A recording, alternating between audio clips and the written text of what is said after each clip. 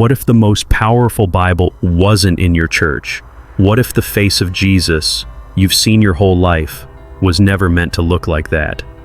And what if hidden in the mountains of Africa there exists a version of the Bible so old, so complete, and so politically dangerous that kings feared it, popes banned it, and empires tried to erase it from memory?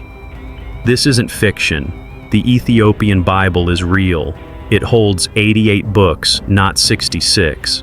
It includes ancient scriptures that Western Christianity rejected, and it carries within its pages a Jesus who looks nothing like the one in European cathedrals, not because of rebellion, but because of truth. You see, the story isn't just about a Bible, it's about what happens when truth survives colonization, when faith refuses to be redesigned, and when the rejected stone becomes the cornerstone of something much bigger. This isn't a debate, this is a revelation. And if you're brave enough to keep watching, you're about to discover why this Bible was buried, feared, and is now rising again. Let's begin. Part 1. The oldest Bible you've never heard of. They say history is written by the victors, but in the highlands of Ethiopia, a different kind of history was written by monks in ink made from ash and bark in a language the world forgot Ge'ez. This Bible, the Ethiopian Bible, is not a copy of a copy. It is an original witness, not translated from Latin or Greek, but preserved in a Semitic tongue spoken when the pyramids still stood tall. And it is not just a Bible, it is the oldest complete Christian Bible still in use today, dating back to the 4th century AD. That's right. While Europe was still debating whether Jesus was divine or created, Ethiopia had already written it down.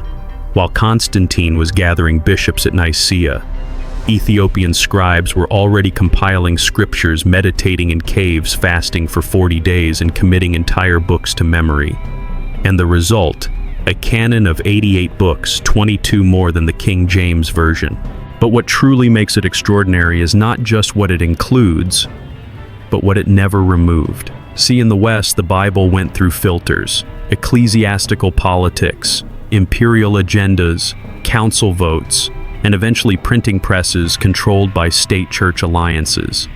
But in Ethiopia, where Christianity took root as early as Acts 8, where the Ethiopian eunuch brought the gospel home, faith grew untouched by Roman bishops or colonial editors. And the manuscripts. Some are handwritten on goatskin parchment, bound in wooden covers, hidden in mountain churches older than most modern nations. They're decorated with vivid iconography, not westernized saints, but dark-skinned prophets, black-robed angels, and a Messiah that actually looks like he came from the Middle East. And here's the most remarkable part. This wasn't a backwater version of Christianity. It wasn't an offshoot or a cult. It was and is a deep, structured, ancient form of Christian faith with its own liturgy, theology, calendar, and hierarchy. They didn't borrow doctrine from Europe. Europe ignored theirs. Ethiopia's Christian church predates the Catholic Church. It predates Protestantism. It survived Islamic expansion. It survived imperial wars. It even survived colonialism because it was never colonized. And so did its Bible. A Bible never rebranded, never sanitized, never whitened. So what does this mean for us? It means there is a version of Christianity that has existed unchanged for over 1,600 years. A version that holds a mirror up to the Western world and says, "You were not the beginning." And your version is not the only one. And this is where many feel uncomfortable. Because when we think of the Bible, we think of Europe, Latin, Gutenberg, cathedrals, white-robed Jesuses on stained glass. But this Bible, this Ethiopian Bible, reminds us that the story didn't start in Rome, it didn't start in London, it didn't even start in Jerusalem. It started where Eden may have once been, where the Nile flows, where Moses looked across the Red Sea. It started in Africa and Ethiopia. It became a sacred vault, not just of texts, but of truth. When the rest of the world was debating theology under imperial banners, Ethiopia was praying in silence, guarding scrolls in darkness, copying scriptures with calloused hands, memorizing chapters during famine and war. It did not shout its truth, it kept it. And that makes the Ethiopian Bible not only ancient, but dangerous. Because if it's real, if it's right, then everything else needs to be re-examined. What books were removed, what truths were suppressed, what stories were never told. We'll get there. But first, let's consider this. In a world obsessed with digital archives and artificial intelligence, the most unfiltered account of early Christianity might still be sitting in a stone church on a mountain, carried on the back of a donkey, sung in a forgotten tongue. Now pause. Ask yourself, why has no one told me this before? Why isn't this taught in churches? Why isn't this Bible mass printed in seminaries and bookstores? Because once you see it, you can't unsee it. And the moment you hold its pages in your hands, you realize you're not just reading a book. You're touching something that refused to be erased, something that was never discovered because it was never lost. So the question is no longer, is the Ethiopian Bible real? It is. The question is, what's inside that made the world so afraid to let you read it? And that's exactly what we'll uncover next. Part 2. The Forbidden Books. You've just learned that the Ethiopian Bible contains 88 books, but now we must ask what kind of books were considered so dangerous, so inconvenient, that the Western world erased them from the canon altogether. These aren't obscure ramblings or questionable fragments. They are ancient texts read by early believers, quoted in the New Testament, and cherished by the early church. And yet today, most Christians have never even heard of them. The Book of Enoch was quoted by Jude, but banned by Rome. That's not a conspiracy, that's in your Bible. Look it up, Jude 1:14. Let's begin with that very book, the Book of Enoch. The Book of Enoch is one of the most mysterious, thrilling, and theologically loaded books ever written. It opens not on earth, but in the heavens. It describes a group of angels watchers sent to observe humanity, who instead fall in love with it. They descend to earth, take human wives, and produce a hybrid race known as the Nephilim giants of old, who corrupt the earth with violence and forbidden knowledge. These angels teach humans how to make weapons, cast spells, manipulate creation itself. And it is because of them, not merely Adam and Eve, that sin spreads like wildfire across the earth. Sound too fantastical? Perhaps, but here's the twist. Genesis 6 says almost the exact same thing, just in passing, almost like a riddle. The sons of God saw that the daughters of men were beautiful, and they took them as wives. The Book of Enoch expands on this fragment. It tells the whole story. And that story shakes the foundations of comfortable theology. Because if the origins of evil aren't just about human choice, but celestial rebellion, then redemption is far more cosmic than we thought. That may be why Rome banned it. It was too wild, too direct, too supernatural. And yet the early church read it with reverence. Tertullian defended it. The Ethiopian church preserved it. But Western Christianity locked it away. Next comes a book known as Jubilees, sometimes called Little Genesis. It retells the stories of Genesis and Exodus, but with shocking detail and divine precision. It claims that history unfolds not randomly, but on a strict heavenly calendar. Each generation, each covenant, each event mapped out by God Himself according to a sacred rhythm of Jubilee cycles. And this has consequences. According to Jubilees, even the Sabbath, the festivals, and the signs in the heavens are not traditions to be debated, but eternal cosmic laws. Laws the Gentile church forgot. It even recounts conversations between angels and patriarchs, giving voice to heaven's view of earthly events. In this telling, the story of mankind is not linear, but patterned, prophetic, and precise. Why would this be banned? Because if God's covenant and calendar were established with such exactness, then Rome's revisions, date changes, and doctrinal innovations collapse under their own weight. Jubilees implies you don't get to rewrite God's timeline just because you wear a crown or a robe. In the Ethiopian tradition, Jubilees is sacred. In the West, it's apocryphal if it's acknowledged at all. Now, let's go even deeper. The Kebra Nagast is not technically a book of scripture, but it is canon within Ethiopian tradition, and its implications are nothing short of earth-shattering. It tells the story of Queen Makeda of Sheba, her journey to meet King Solomon, and how from their union came a child, Menelik I. This child, born of an African queen and Israel's wisest king, would become the first emperor of Ethiopia. But that's only half the story. According to the Kebra Nagast, when Menelik came of age, he traveled to Jerusalem and took the Ark of the Covenant with him, guided by angels, back to Ethiopia. It's still believed to rest there today in a guarded sanctuary in the city of Axum, never seen by outsiders. Now think about this. If true, this means the central symbol of Jewish worship, the holiest artifact in biblical history, did not vanish. It migrated, not to Rome, not to Byzantium, but to Africa. And with it, so did the spiritual authority.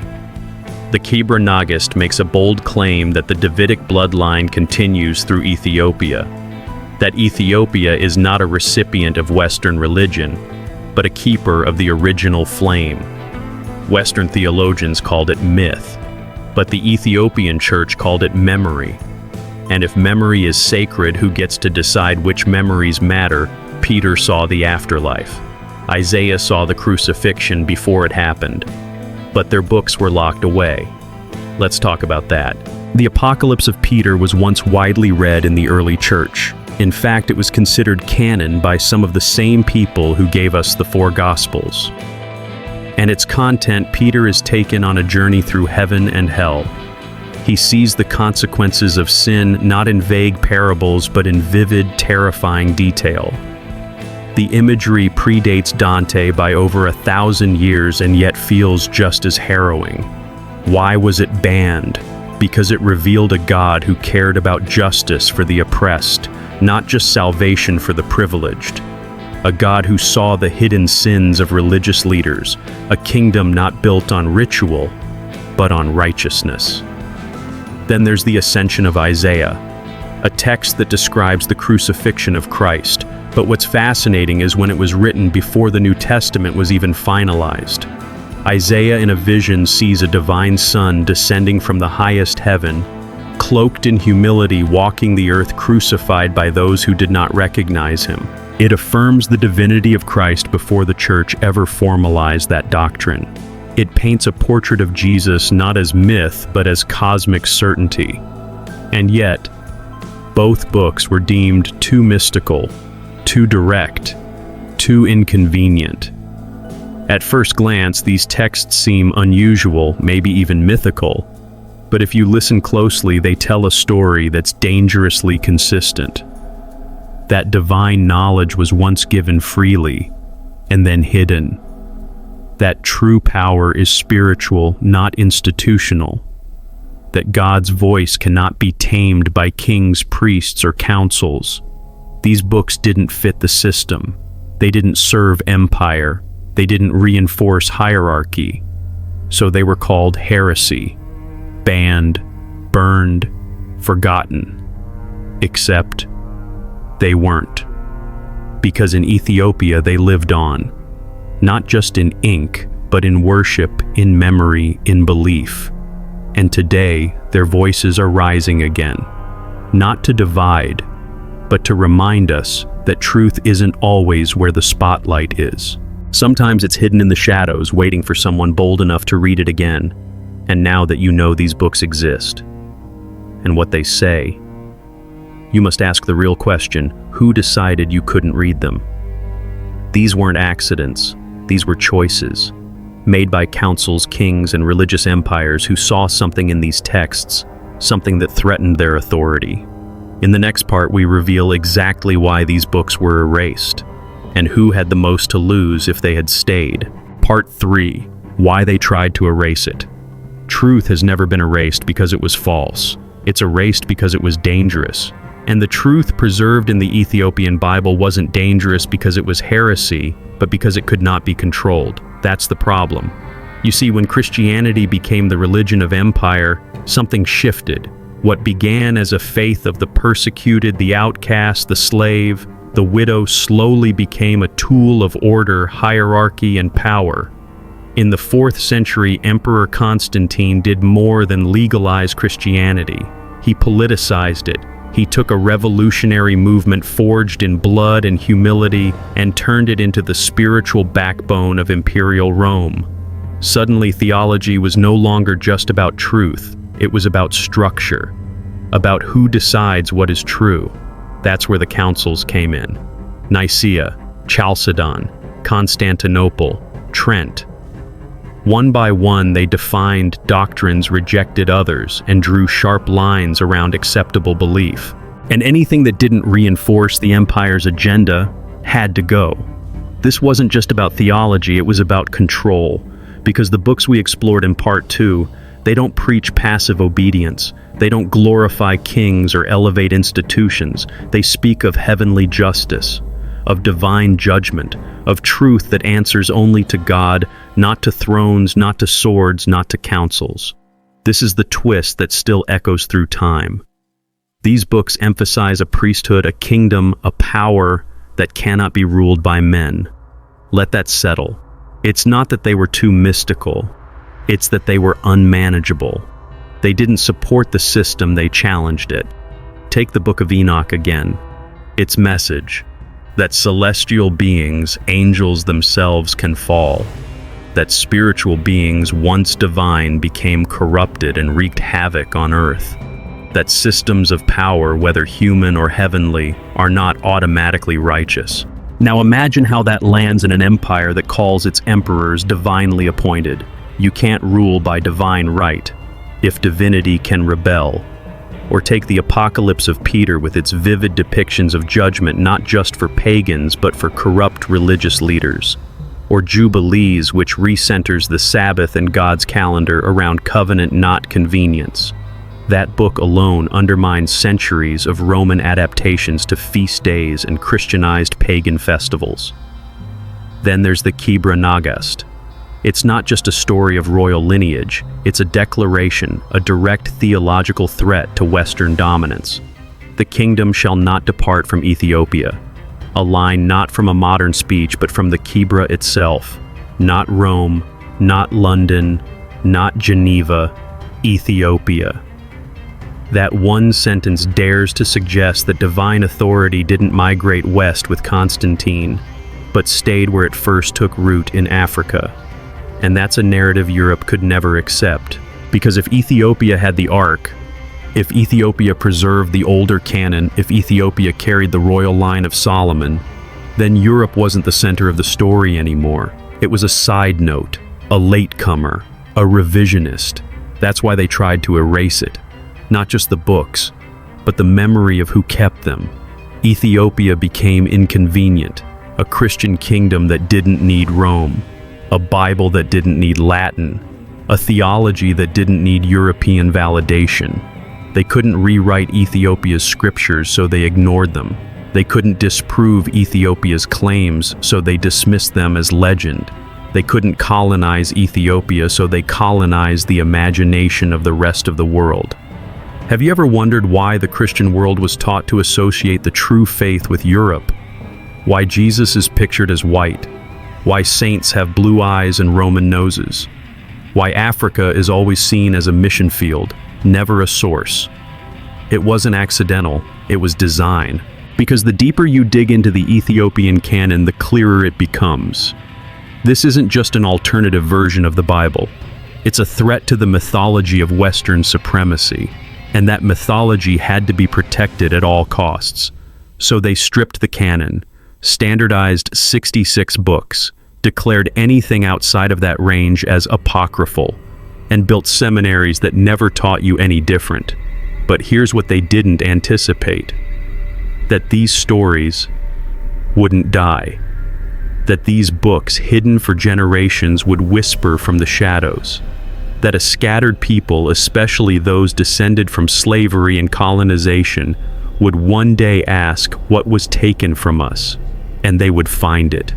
In Ethiopia, in the 88 books, in the memory of a kingdom that never surrendered.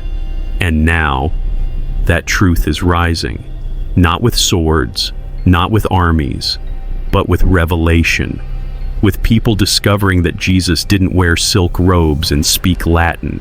That early Christianity didn't come from cathedrals. It came from caves, deserts, and fire-scarred manuscripts guarded by monks in the highlands. That faith was never meant to be a tool of empire. It was meant to be a rebellion against it.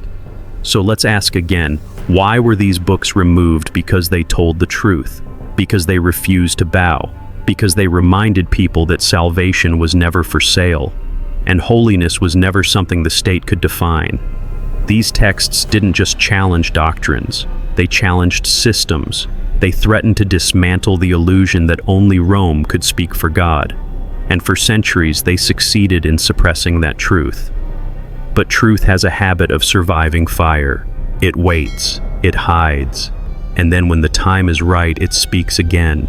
Today we're listening, we're unlearning, we're returning, not to create division, but to restore clarity, to honor the believers who carried these books when others forgot them, to honor the lands that preserved them through war, famine, and silence, to honor the truth that refused to die. Because once you know why something was erased, you begin to understand what they were so afraid of. But this raises a new question. If Ethiopia preserved this truth, then what kind of land is Ethiopia? What kind of people held the Ark? What kind of faith endures for 2,000 years without the Vatican, without colonizers, without compromise? In the next chapter, we go there. We travel to a land untouched by empire, a land where Christianity took root without crusades or missionaries, a land that never forgot what the world tried to erase. We go to Ethiopia, the sacred kingdom that never fell. Let's continue. Part 4.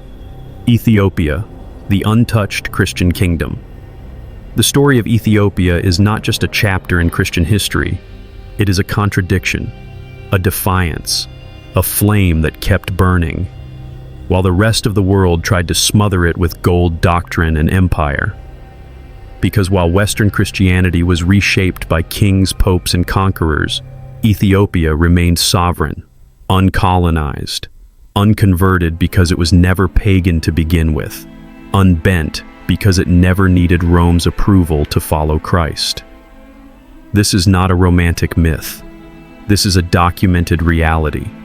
Ethiopia became one of the very first Christian nations on earth, long before the Christianization of Europe, long before cathedrals rose in France or bishops wore mitres in Rome. Ethiopia had already declared Christ as Lord and had built its faith on stone, blood, and fire. The year was 330 AD, when King Ezana of the ancient kingdom of Aksum embraced Christianity and declared it the state religion. That's decades before the Roman Empire even officially adopted the faith. And how did Christianity arrive in Ethiopia? Not through a crusade, not by force, not through political pressure, but through a man named Frumentius, a Syrian Christian shipwrecked on the Ethiopian coast, who eventually gained favor with the royal family. His testimony, his character, and his teaching won hearts, not territory. And when Ethiopia received the gospel, it never gave it back. But that's just the beginning. Because most ancient Christian kingdoms were eventually conquered by the sword, by Islam, by colonial powers, but not Ethiopia. Ethiopia did what few nations in the global south ever managed to do. It kept its independence from Rome, from the Ottomans, from the Portuguese, from British and French colonizers. It was the only African nation that was never formally colonized during the scramble for Africa.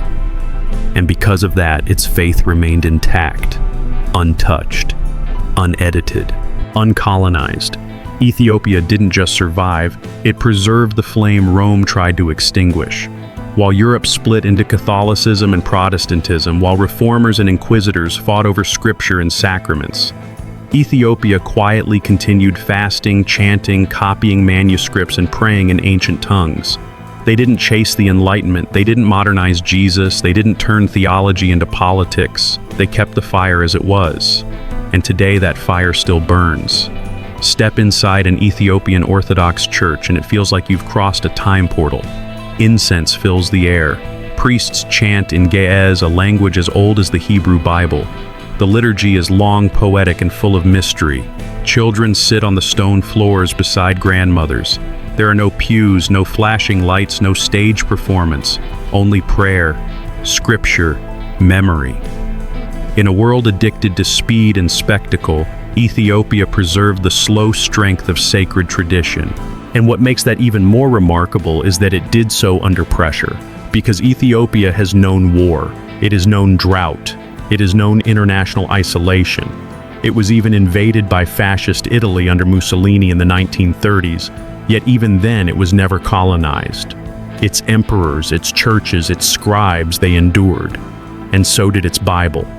That's why today when we talk about Black Jesus, we're not being symbolic. We're pointing back to a living tradition in a land where Jesus was never painted white in the first place. And then there's the geography. Ethiopia is not just spiritually elevated, it's physically elevated.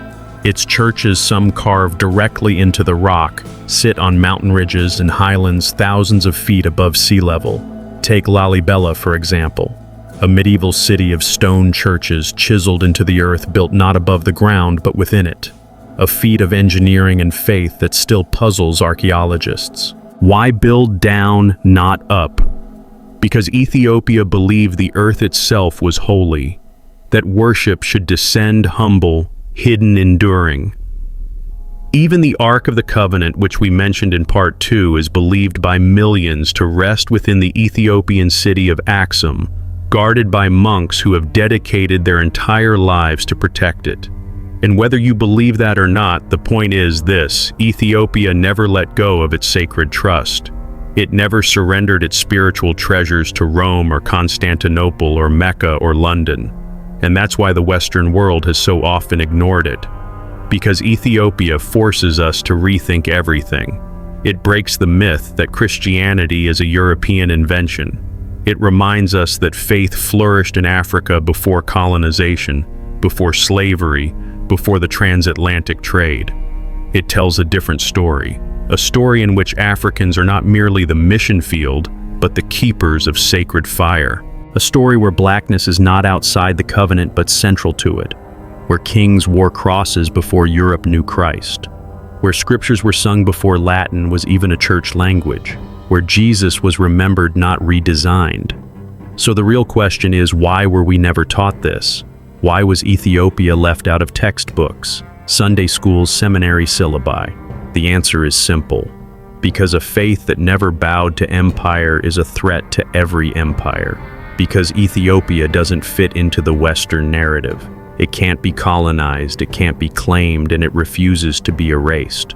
But now its voice is rising, not in arrogance, but in testimony. A testimony that says, we were here, we believed, we preserved, and while the world forgot us, we never forgot the truth. And so we return to the heart of this story. The Ethiopian Bible wasn't preserved in isolation.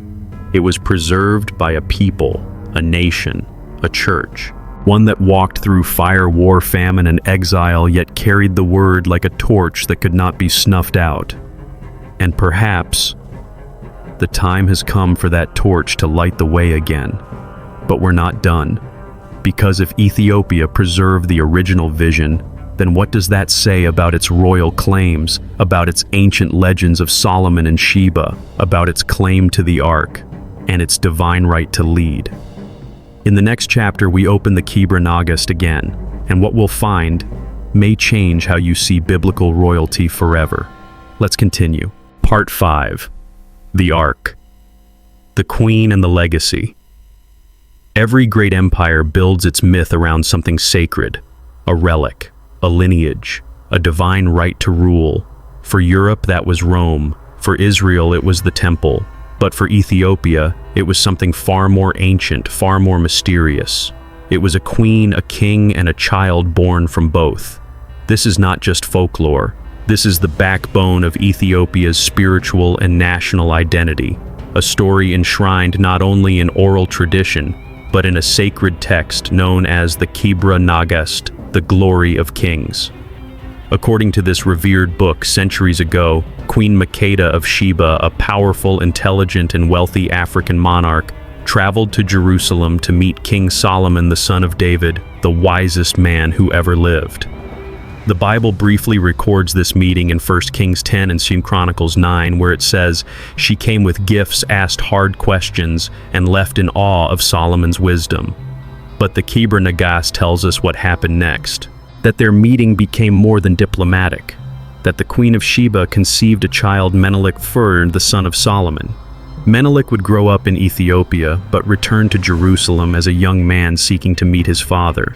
Solomon welcomed him with honor and offered him the throne, but Menelik refused. He chose instead to return home to Ethiopia, and that's when the story takes its most controversial turn. According to the Kebra Nagast, Solomon, in his sorrow at losing his son, sends him back with an entourage of priests and nobles, and a copy of the Ark of the Covenant for blessings. But the priests, divinely inspired or divinely mischievous, depending on how you read it, make a bold decision. They don't take the copy, they take the original. The sacred gold-covered chest holding the tablets of Moses, the rod of Aaron, and the presence of God himself. The Ark of the Covenant. The holiest object in Israel's history was carried out of Jerusalem and into Africa. But this wasn't a heist. They didn't steal the Ark, they inherited it. That's what the Ethiopian church has believed for nearly 3,000 years. That the Ark was not taken by enemies or lost in battle or hidden in a cave.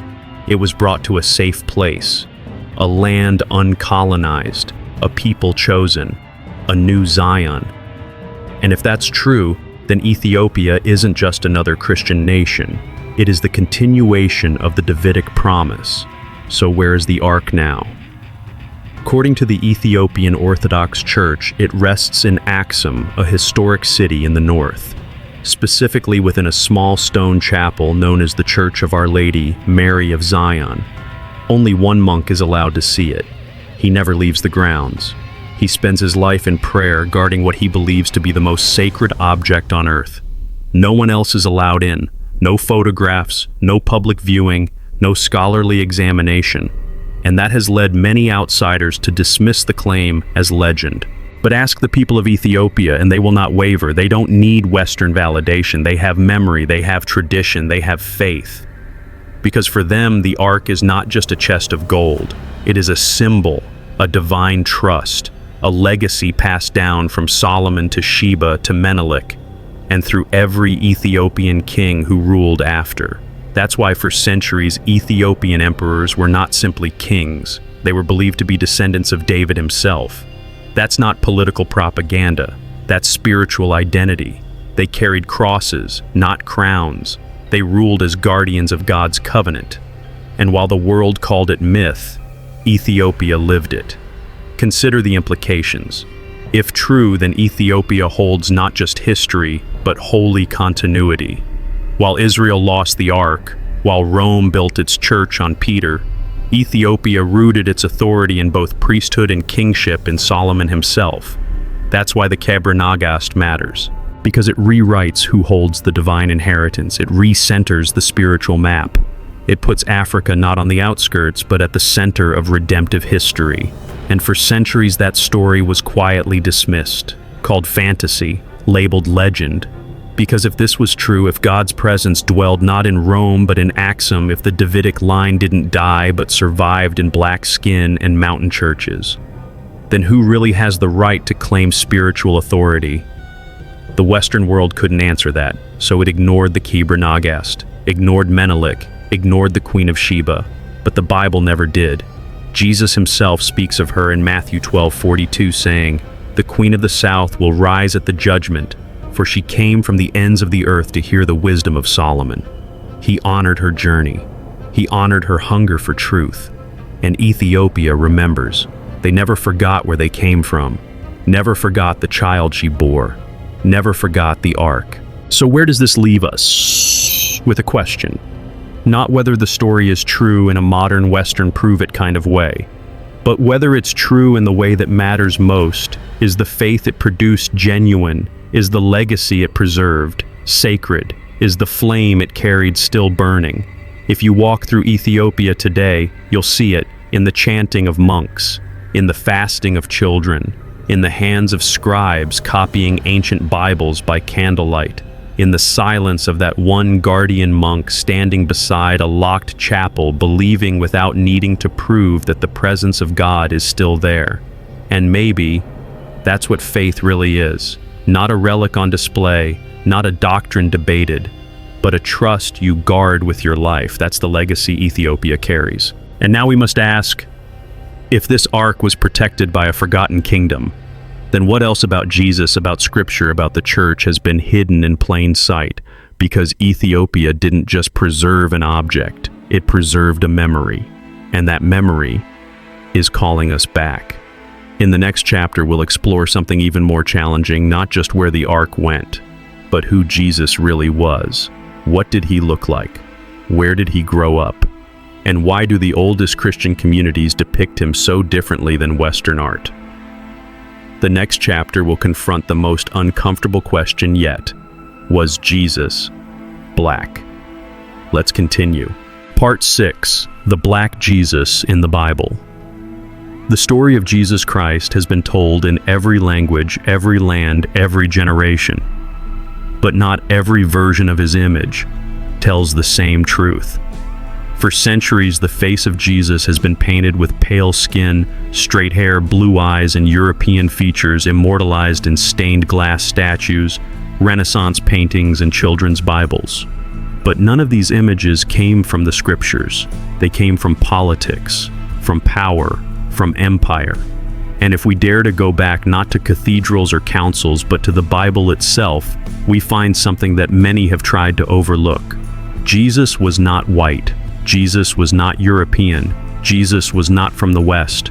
He was born in the Middle East, raised in Africa, descended from a Hebrew bloodline that was geographically, ethnically, and visually far from what the West made him into. Let's begin where the Bible gives us the clearest description. Revelation 1:14-15 says this: "His head and hair were white like wool, as white as snow, and his eyes were like blazing fire. His feet were like bronze, as if refined in a furnace. Hair like wool, feet like burnt bronze, not blonde, not rosy-cheeked, not the polished marble features of Michelangelo's sculptures."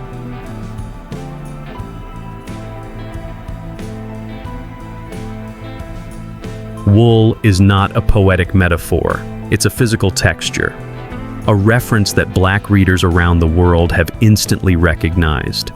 And bronze refined in a furnace. That's not a soft beige, that's a deep, rich, earthy tone, as if from soil scorched by the sun. So why does the most direct physical description of Jesus in Scripture sound more like a man of African or Middle Eastern descent than a Western icon? Because that's who he was. But the truth goes deeper than skin. Let's follow his journey.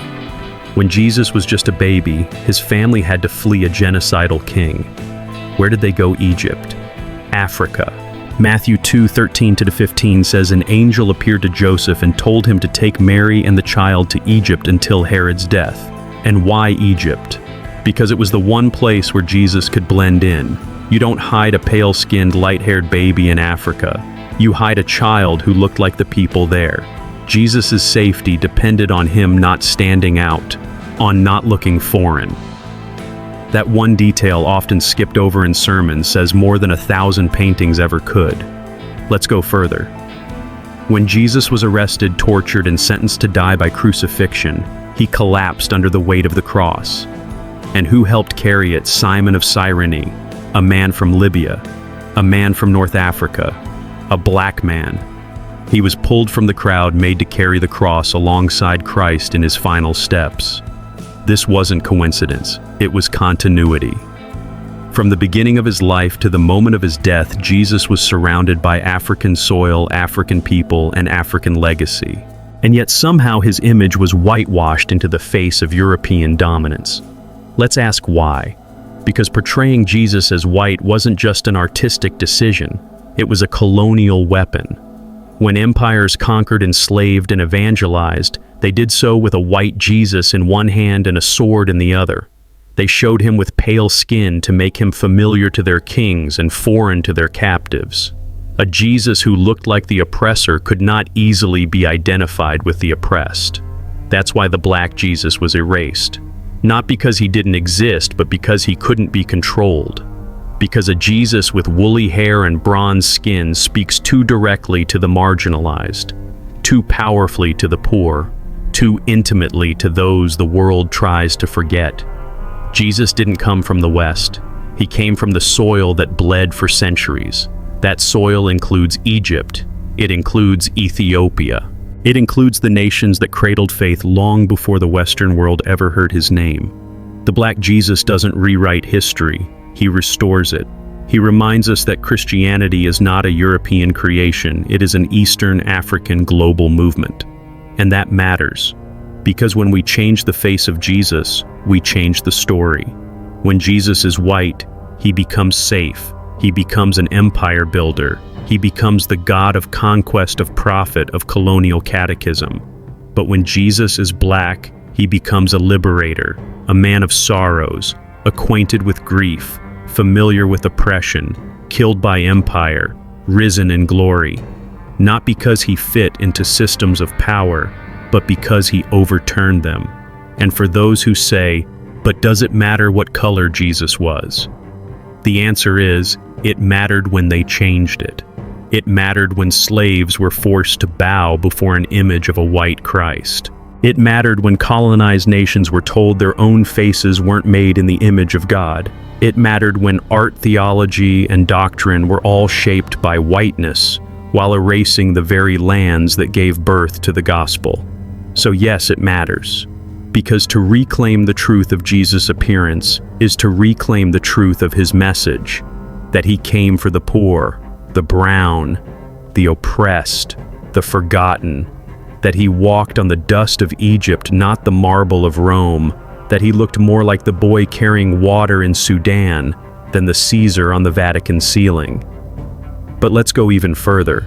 If Jesus was black, what does that mean for his followers? It means that those who have been told they are less than are seen, that those whose histories have been erased are remembered, that the divine chose to enter history through a body that empire would one day try to erase.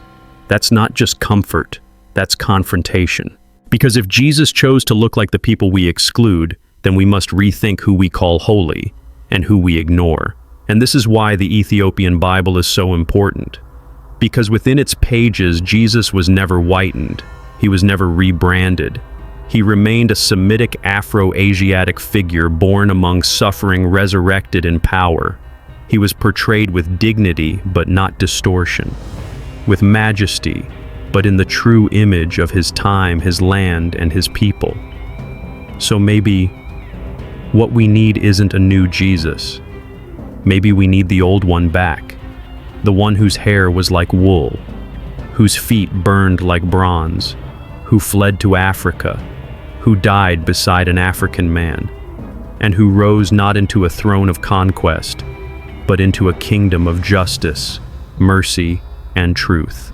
And now that we've seen this forgotten face of Jesus, let's ask what happens when a religion based on liberation is used for control. How did a faith of the broken become the sword of empire? In the next chapter, we uncover the process of whitening Christianity and how the message of Christ was reshaped into a tool for power. Let's keep going. Part 7, The Great Whitening. History doesn't just forget. Sometimes it's rewritten. And the most powerful revision in Christian history wasn't a change in doctrine, it was a change in appearance. They didn't rewrite Jesus' words, they repainted his face. They took a Middle Eastern Afro-Asiatic prophet born in occupied Palestine, raised partly in Africa, killed by empire, and turned him into a European god. Blonde hair, blue eyes, pale skin, an image that didn't come from Nazareth, but from Renaissance Europe. Why? Because once they made Jesus white, they could make whiteness sacred. This wasn't art, it was strategy. Beginning in the 4th century with Rome's rise to religious dominance, the faith that began in dusty Judean towns was slowly rebranded to reflect the rulers who claimed it. Jesus was no longer the suffering servant of Isaiah 53. He became the divine Caesar enthroned in cathedrals wielding gold and power. The first icons still showed him with darker features, wool-like hair, and Semitic expression. But by the time Christianity became Europeanized in the Middle Ages and Renaissance, those features were erased. In their place came the familiar image: white robes, white skin, golden halo. A Jesus who looked more like a European monarch than a man from Galilee. Why does that matter? Because this wasn't just a theological shift. It was a political weapon.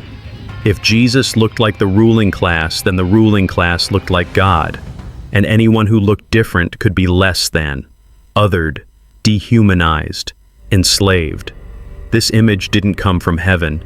It came from Michelangelo, from Leonardo da Vinci, from European nobility who wanted a god in their own image. And when colonizers crossed oceans with Bibles in hand and guns on their ships, they weren't just bringing Christ. They were bringing a Christ who looked like them. A white Jesus who would never challenge their authority, never identify with the enslaved, never question the chains. They made him white so they could justify domination. This is not an exaggeration. It's not radical theory. It's recorded history. During the height of the transatlantic slave trade, enslaved Africans were forced to convert not to the Jesus of Nazareth, but to the Jesus of empire, the one who blessed their chains, who watched silently while overseers beat them, who hung on walls in plantations while humans were sold like cattle beneath his pale gaze. They were taught that their suffering was holy, and their blackness was a curse, because how could they be made in the image of God when God looked nothing like them? This was cultural colonization, a form of spiritual brainwashing so powerful it reached beyond the body and into the soul. And it worked. For centuries, millions of people around the world learned to associate holiness with whiteness and power with purity. They saw images of angels as white, the devil as dark. They were told their ancestors were pagans, that their heritage was worthless, that salvation looked like their oppressors. This was not the gospel. It was a mutation of the gospel, a version tailored not for liberation, but for control. But deep down, the truth never disappeared. That's why even during slavery, oppressed people began to see something different in the scriptures. They read the Bible in whispers, in dark corners, in secret meetings, and there they discovered a Jesus who was nothing like the one painted on plantation walls. This Jesus was born under occupation. This Jesus challenged religious elites. This Jesus flipped tables in temples and spoke of justice. This Jesus died between criminals and rose to vindicate the abused. They realized that Jesus wasn't their captor. He was their liberator, that the Christ of empire was a counterfeit, but the Christ of Scripture was on their side. And that realization became dangerous. Because once you know the truth, you cannot be enslaved in the same way again. That's why slaveholders banned certain books of the Bible. They refused to teach the Exodus. They censored the prophets. They silenced Revelation. They feared that the enslaved would realize the truth that God was not neutral, that Christ came to set captives free, and that the image of Jesus they'd been given was a lie. This whitewashing didn't stop with slavery. It continued through colonialism. In Africa, Asia, and the Americas, missionaries brought the gospel but often stripped it of its cultural roots. They burned local traditions, destroyed sacred texts, mocked native clothing, food, and language, and all the while they pointed to a Jesus who looked like the invader, not the indigenous. They baptized in rivers but buried entire civilizations in the process. And yet the true Christ remained, quiet, waiting, watching. Today we are beginning to rediscover him, the Jesus of color, the Jesus of justice, the Jesus who doesn't resemble Caesar but the suffering servant. The Ethiopian Bible never whitewashed him. They never changed his features, never replaced his teachings with imperial theology. They remembered. And now we are remembering too, that holiness is not about hue, that truth isn't dressed in European robes, that God's face is reflected in all people, especially the ones the world tried to erase. So where does that leave us? With a choice. We can cling to the false images, comfortable, powerful, familiar, or we can return to the original Christ, the brown-skinned, wool-haired Messiah, the refugee, the carpenter, the liberator, the one who stood not with the throne but with the crucified. Because only when we reclaim the real Jesus can we reclaim the real gospel. A gospel not of domination, but of freedom, not of conquest, but of compassion, not of fear, but of love that breaks every chain. In the next part, we'll explore how the Ethiopian Bible, long silenced and forgotten, is making a powerful return, not just as a historical relic, but as a symbol of spiritual resistance and awakening for a generation seeking truth beyond colonized faith. We've seen how they erased the image. Now we'll discover how the truth refuses to stay buried. Let's continue. Part 8. The rise of the Ethiopian Bible today. For centuries, the Ethiopian Bible was dismissed by Western scholars as a curiosity, a relic of an isolated tradition. But it was never dead. It was simply ignored because it didn't fit the system. It didn't bow to Rome, conform to Protestant reform, or fit neatly on a Western bookshelf. It was too African, too mystical, too untamed. And yet now, right now, people around the world are opening its pages again, not just to study, but to remember. Because in an age of disillusionment, erasure, and spiritual hunger, the Ethiopian Bible has become more than a manuscript. It has become a mirror that reflects a forgotten story, a deeper faith, a voice that empire tried to silence but never could. Across the African diaspora in America, the Caribbean, South America, Europe, a wave is rising, a movement. Among Black communities, the question is no longer, what did they teach us? It's becoming, what did they hide? And in that question, millions are tracing the roots of their faith back to Ethiopia. Not just as a geographical place, but as a spiritual home, a place where the gospel was never colonized, never filtered through European lenses. This Bible doesn't just tell you what happened, it tells you what was hidden. And what was hidden, a Jesus who looked like them. A tradition not borrowed but original. A God who spoke to their ancestors long before slavery, before ships, before empires claimed to save them. The Ethiopian Bible has become a lighthouse guiding those in the fog of cultural amnesia back to something steady, sacred, and true. In barbershops and Bible studies and protests and poetry and music, art, theology, and literature, this book is being rediscovered. It's not a trend, it's a return. Because people are tired of worshiping a God who doesn't look like them, tired of being told their culture is pagan, their skin is cursed, their history is irrelevant, tired of hearing that holiness began in Europe and everything before that was darkness.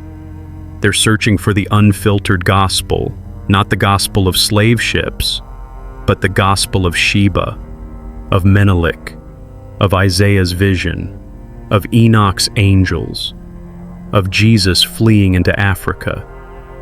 And when they read the Ethiopian Bible, they don't just find information, they find themselves. They find scriptures that echo their pain, prophets who name injustice, angels who defy corrupt systems, visions of judgment against the oppressor, not the oppressed. They find a God who doesn't reward empire but confronts it. A God who speaks not in the language of colonizers, but in the ancient tongue of Ge'ez, preserved by monks who never bowed to Babylon or Rome. In the Ethiopian canon, they find texts the West tried to erase, the Book of Enoch calling out celestial rebellion, Jubilees restoring God's calendar and sacred time, the ascension of Isaiah showing a suffering Messiah long before he was born, the Kebra Nagast reminding a forgotten people that their royalty was never fiction, and suddenly, it all starts to make sense. Why these books were banned, why Ethiopia was pushed to the margins, why Western Christianity felt shallow like a gospel cut in half, because it was. And now, as the world trembles under political chaos, spiritual emptiness, and cultural fatigue, this ancient Bible is speaking again, not with judgment, but with invitation.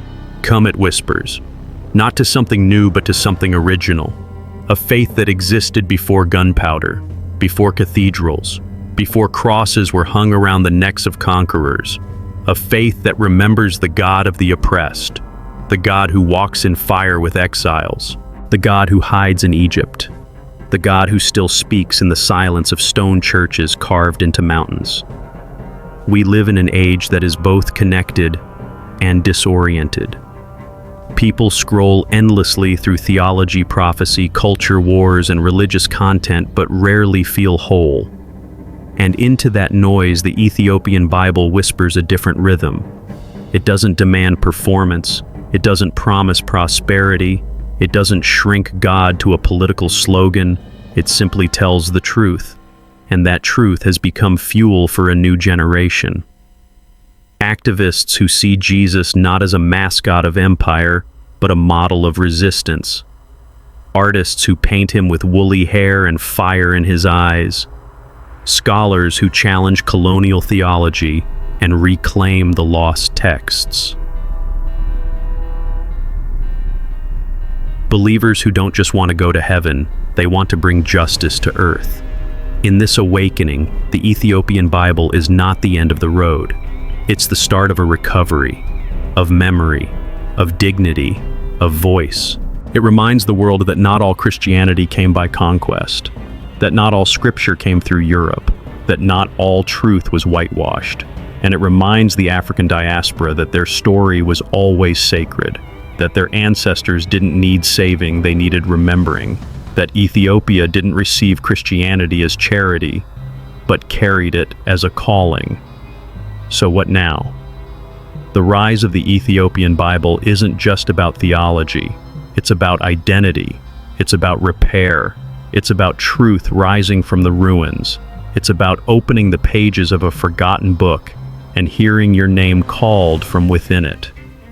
In the next chapter, we'll explore what that name means, because to follow a black Jesus preserved in an African canon guarded by monks in memory is not just to reclaim theology, it's to reclaim yourself. Let's keep going.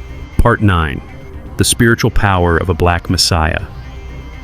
There's a difference between seeing yourself in a story and seeing that the story was always about you. For centuries, Christianity has been preached in cathedrals and tents, shouted from pulpits, and whispered in prison cells.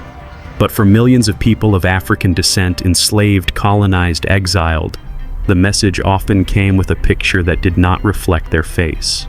A savior they were told to worship but never resemble, until they saw him differently, until they saw a black Messiah. This wasn't about skin color, it was about dignity, about identity, about the restoration of something empire had buried not just historically, but spiritually. Because the image of Jesus isn't just decoration, it shapes how we understand God and how we understand ourselves. When the Messiah looks like the powerful, the oppressed are told to stay quiet. But when the Messiah looks like the oppressed, everything changes. When they saw Jesus looked like them, they stopped being slaves in their minds. This is the spiritual power of the Black Messiah. He doesn't just comfort the wounded. He reminds them they were never meant to be wounded in the first place. He doesn't just forgive sin. He confronts systems that caused it. He doesn't just offer a ticket to heaven. He calls the poor blessed, the mourners comforted, the prisoners free. This Jesus doesn't fit into empire. He exposes it. And when the oppressed began to see him for who he really was, they rose. You could see it in the spirituals of enslaved Africans, songs like "Go Down Moses, Let My People Go," which weren't just worship, they were coded resistance. They saw in the Bible a God who delivers from bondage, not just later, but now. And that God they believed looked like them. Centuries later, when the civil rights movement erupted, Jesus marched again, not in silence but through voices that thundered justice from Southern churches. Martin Luther King Jr. didn't quote Caesar. He quoted Amos, who cried, "Let justice roll down like waters and righteousness like a mighty stream." He quoted Jesus, who said, "Blessed are the peacemakers, blessed are the persecuted." And Jesus, the Black Messiah, became a banner, not of conquest, but of liberation. You saw him painted on murals during the Black Power movement, lifted up in sermons by pastors in Watts, Detroit, Harlem. You saw him etched into poetry protest and politics. He stood not with kings, but with the crowd, not with slave owners, but with Harriet Tubman, not with presidents, but with prisoners. He was the Jesus that had been forgotten and now remembered. But his power didn't stop with the 1960s. When names like Trayvon, Breonna George, and Tamir echoed through the streets, so did the cry for something deeper than justice, the cry for restoration. In marches, murals, hashtags, and chants, Jesus returned. Not the sanitized Christ of empire, but the Messiah who weeps, who overturns tables, who walks beside the wounded. And to those who said, "Why bring race into faith?" the answer was clear. Because race was brought into it when Jesus was made white. Now we are bringing him home. This is not about replacing one idol with another. This is about reclaiming what was stolen. Because when Jesus is portrayed truthfully, historically, theologically, spiritually, he brings something that no statue or political figure ever could: wholeness. To see a Black Jesus is to hear the gospel say, "You are made in the image of God. You are not a mistake. You are not cursed. You are not less than. You are beloved." That changes everything. A Black Messiah doesn't just liberate the oppressed. He also disarms the oppressor, because he reveals the lie that God could be claimed by race, that truth could be enslaved, that power could sanctify injustice. He breaks those lies. He levels the field. He tells the truth. And the Ethiopian Bible, it never had to reclaim him. It never lost him. He was never bleached, never rebranded, never reshaped. He remained the Jesus of Revelation: bronze feet, woolly hair, eyes like fire. The Jesus of Egypt, the Jesus of Isaiah, the Jesus whose first refuge was Africa.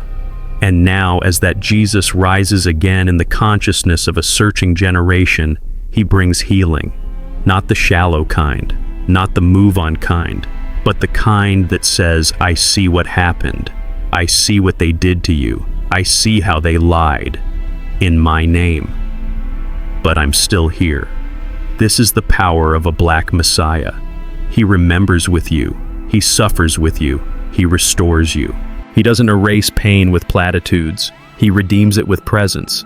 And when you know that Christ stands where you stand, you don't need the empire's approval. You don't need to be palatable. You don't need to shrink anymore. You stand up, you speak, you sing, you breathe like you were born free, because now you know you always were. This is why the world feared the Ethiopian Bible, why it was hidden, why the image of Jesus was whitened, why his message was reduced to a Sunday ritual. Because a Black Messiah, unfiltered, untamed, is dangerous. He heals wounds, he rebuilds cultures, he awakens the soul. And now it's happening again.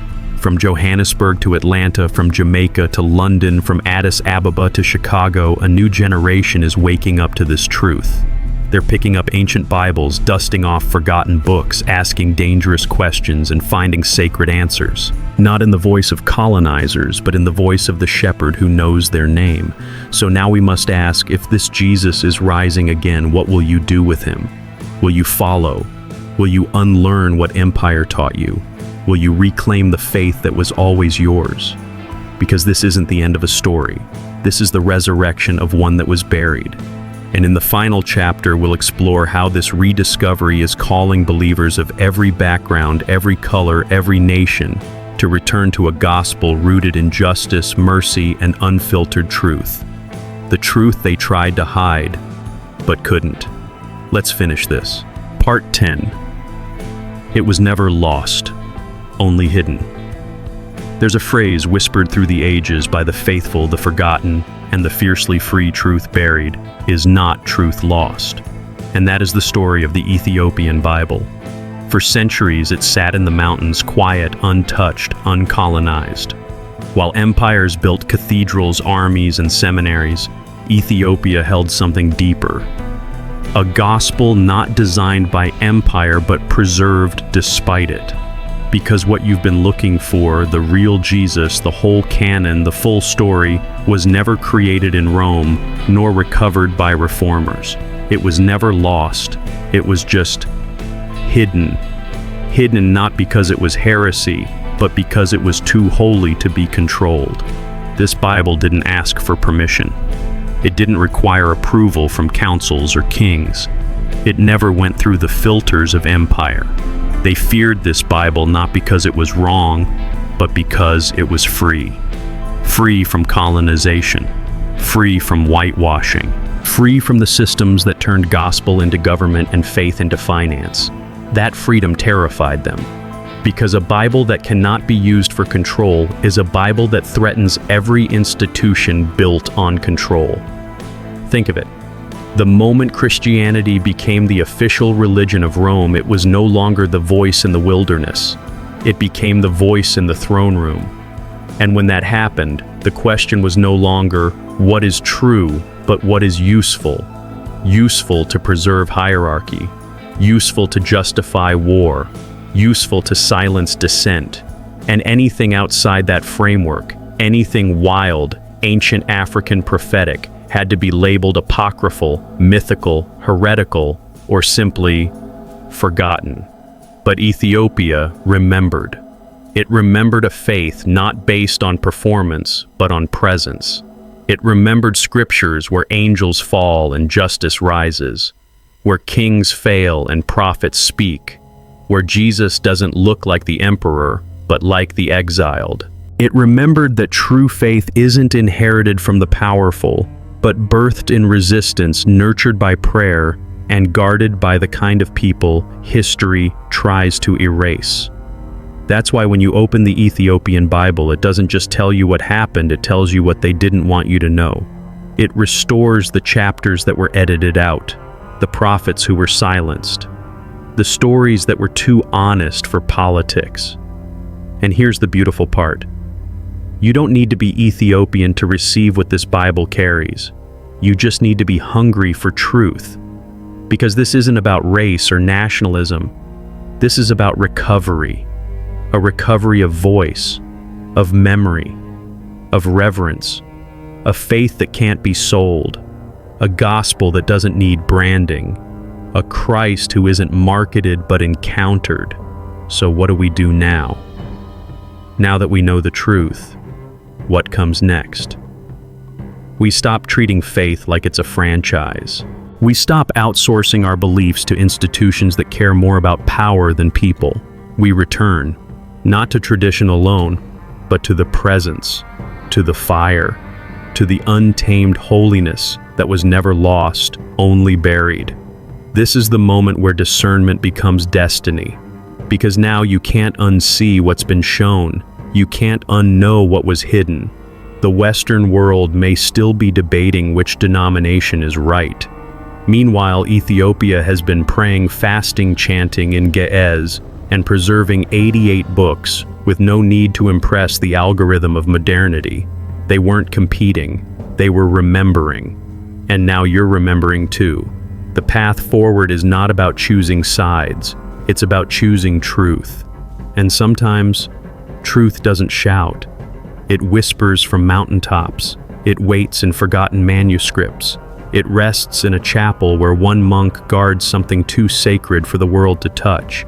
It calls not to your opinion, but to your spirit. Because what the Ethiopian Bible reveals isn't just a different history, it reveals a different kind of hope. One that doesn't need approval from empire's algorithms or even your old theology. One that simply says, "Come, I've been here all along." And maybe that's what God was doing all along, waiting for the world to get tired of shallow sermons and designer Christianity. Waiting for a generation to ask deeper questions. Waiting for us to stop clinging to versions of Jesus that make us comfortable and start pursuing the Jesus who calls us to change. So let's be clear. This is not just about ancient texts. It's about present truth. This is not nostalgia. It's revelation. This is not about being woke. It's about being awake. And now that you are, what will you do? You don't need to go to Ethiopia to reclaim what was hidden. You just need to listen. You need to unlearn. And you need to remember what your soul already knew. That truth doesn't belong to the powerful, it belongs to the faithful, to the watchers in the night, to the exiles and elders, to the ones who kept praying even when the lights went out. So if you felt disillusioned by what the church has become, if you felt something missing in the sermons, something hollow in the worship, something off in the version of Jesus you were handed, you're not crazy, you're called. Because the truth wasn't lost, it was hidden for such a time as this. And now that you've found it, don't let it go. Let it reshape how you read, how you pray, how you see others, and how you see yourself. Because this isn't the end of the story. It's the moment where the buried becomes revealed and you become part of something ancient, sacred, and alive. But before we close, there's something we need to say, not to the curious or the young or the newly awakened, but to the elders, to those who have carried faith longer than most have been alive, to those who prayed when no one listened, endured when no one praised, and believed quietly, stubbornly when the world changed around them. We have a message, and it begins in the next and final moment. Stay with us. You've lived through decades of change wars, revolutions, shifting values, fading truths. But through it all, you held on to something deeper, a quiet faith, a whisper of conviction that didn't need a microphone or a platform to endure. Now you know it wasn't just instinct, it was memory. The Ethiopian Bible reminds us that truth doesn't begin with power, truth survives in the faithful, in those who don't chase trends but walk steadily with God. You were never behind. You were never outdated. You were always ahead because you remembered what the world forgot. In a time when people are just now rediscovering ancient truths, you've been living them all along. You've understood that real faith isn't what's popular, it's what's preserved. So don't underestimate your voice. The next generation doesn't just need information. They need wisdom. They need you. You are not finished. You are a living bridge between what was hidden and what must now be revealed.